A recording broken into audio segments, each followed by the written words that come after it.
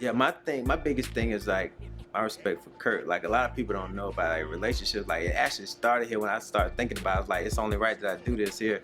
Cause like this to me, like doing things like this is like I call it like community service because when I was coming up, like I just didn't know about certain things. And imagine if you like had a chance to like, and the internet wasn't like it wasn't like you could just go online and watch this stuff or like Google it and find it. So tell me, as a manager, how do you go about getting paid for your work? Generally speaking, managers make commission. We get paid on commission. So if our clients don't make money, we don't make money. And as a rule of thumb, the managers generally get from 10 to 20%. The sweet spot is 15. I'm the type of manager that I'm not like smoking with my clients. I'm not like trying to chase chicks and get drunk. So I always say that like when the police pull us over, and it's gonna happen, like all of us can't be drunk or high, one guy has to be driving and say, "Excuse me, officer," and be able to talk out of a situation. Like we may be in hostile environments, and sometimes you're someone who has to have a cool head. All it takes is one person to just like amp it up and take it to the next level. And I've seen that happen. At the early stages of an artist or producer's career, oftentimes the manager is funding it. They're not signed to us, but you should be able to have access to cash to say like, hey, look, Wale's in town.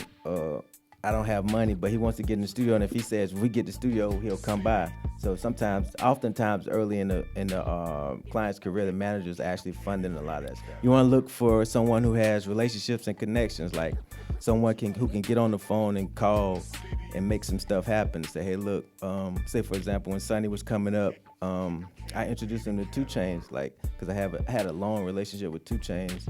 I still have a long relationship with 2 Chainz from like when we did work when I was managing Young Jock. Like, if you're gonna be in it, take it serious. Like you guys made a step to come here today, so that's a serious step. I think like when you start spending your money, that's when I know like, okay, these guys are serious.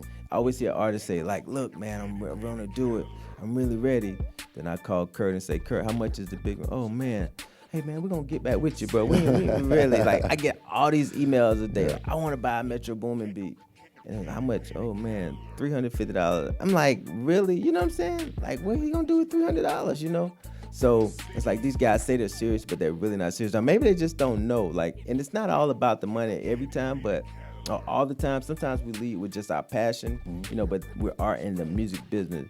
So I don't advise you winging it. So what I'm trying to do is build a program like a Duke or Kentucky, analogous to that, where no matter what, if you come through and you had a talent, and you do these things right here, you're gonna have a greater chance of success because you're coming through this system, and we're building it, and we have these certain characteristics that we put out there. So many times we like emulate like the ball players, and nothing wrong with that, or the rappers, but like there's people behind the scenes that can make a good living and do things right too, that people just don't know about those career options. Some people don't. So if I can inspire someone, if I can give you one piece of knowledge to save you, point you and inspire you and guide you, then my job is done. So if one person learned one thing today, I think it was all worth it.